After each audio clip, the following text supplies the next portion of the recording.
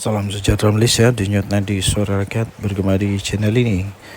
Untuk mendapatkan berita terkini, jangan lupa untuk tekan butang subscribe, like dan share. Malaysia kita punya, cintai Malaysiaku, kita jaga kita.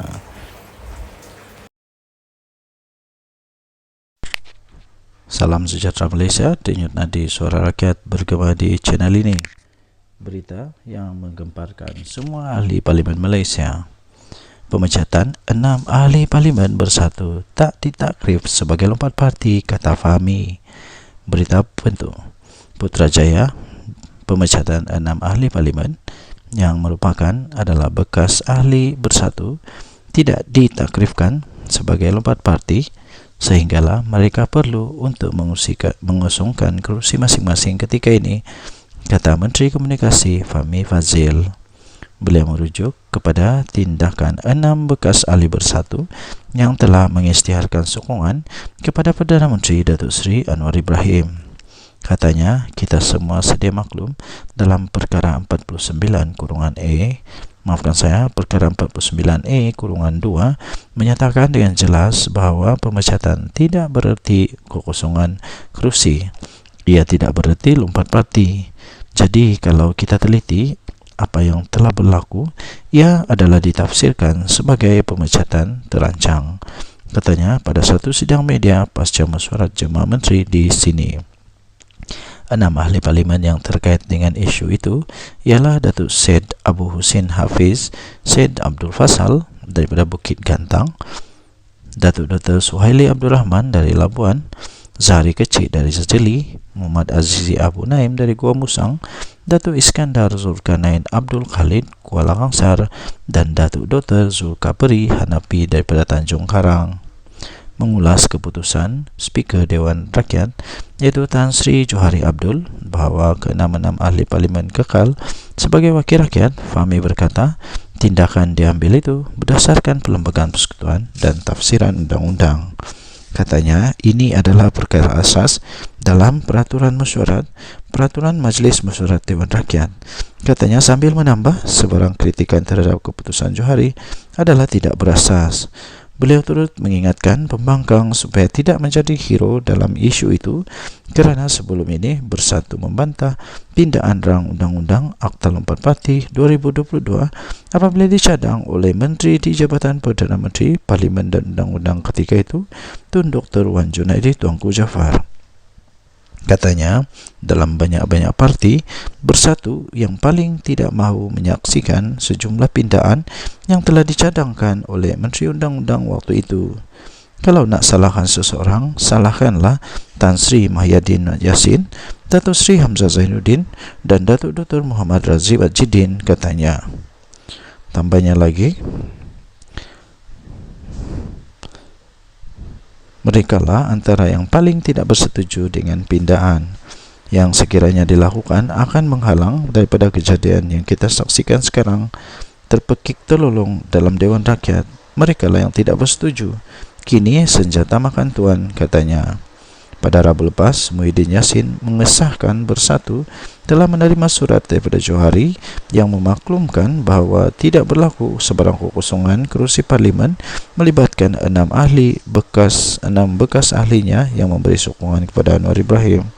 Pada 20 Jun yang lalu, Ketua WIP Bersatu yang juga naib presidennya, Datuk Dr. Ronald Kiandi, telah mengemukakan notis kepada Yang di-Pertua Dewan Rakyat mengenai kekosongan kerusi 6 ahli dewan itu kerana keahlian mereka dalam parti telah diterhenti. Ke-6 ahli parlimen itu diberikan notis gugur keahlian pada 12 Jun yang lepas apabila mereka gagal menjawab surat arahan bertulis Majlis Pimpinan Tertinggi Bersatu untuk menzahirkan ikrar tak setia kepada parti. Denyut nadi suara rakyat bergema di channel ini. Jangan lupa tekan butang subscribe, like dan share. Malaysia kita punya, cintai Malaysiaku, kita jaga kita. Bye-bye.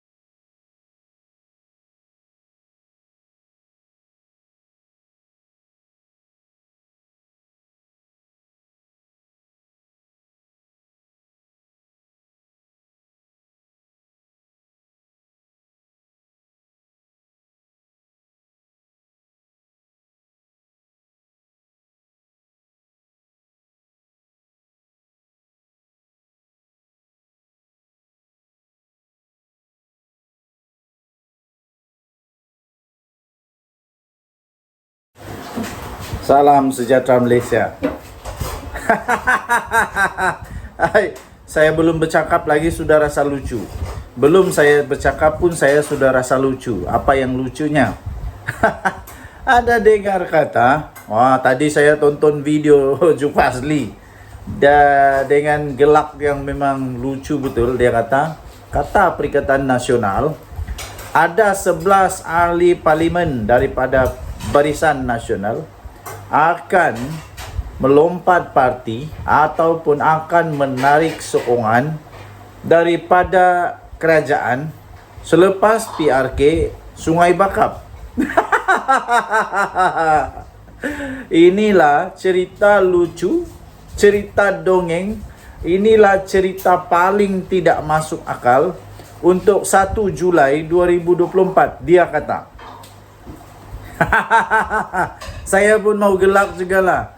Entah cerita dari mana, entah ini cerita kedai kopi mana yang dapat ini.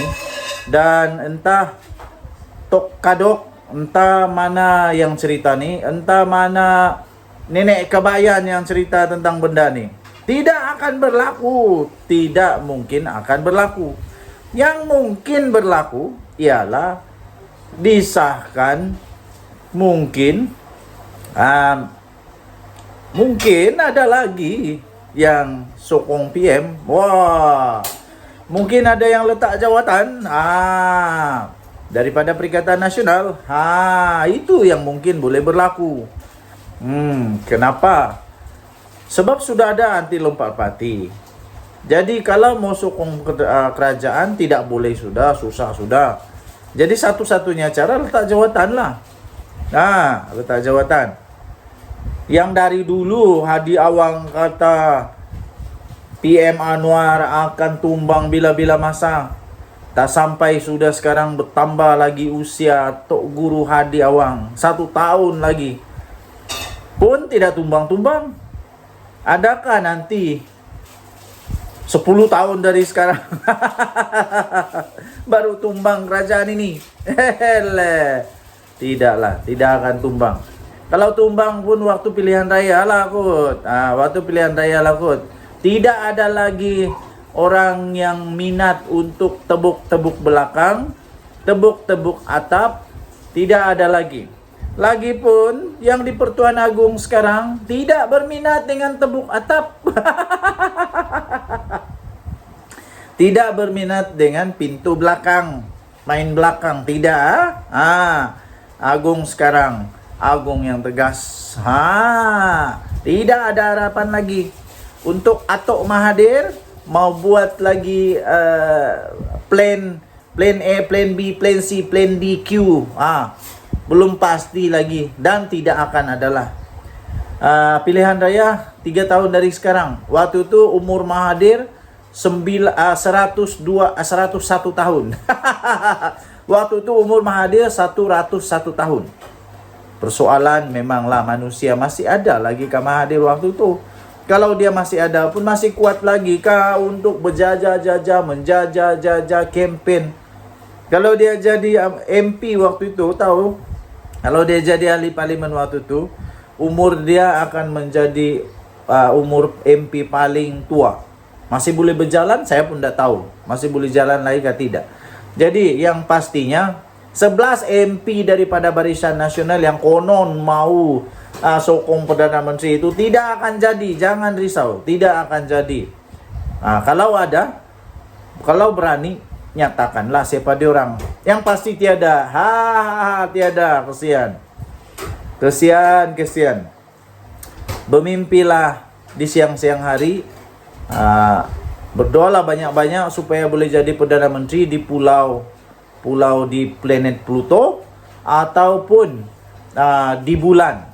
Buatlah parlimen baru di bulan supaya boleh jadi Perdana Menteri di sana. Denyut Nadi Suara Rakyat bergema di channel ini. Jangan lupa tekan butang subscribe, like dan share. Malaysia kita punya, cintai Malaysia aku, kita jaga kita. Bye bye.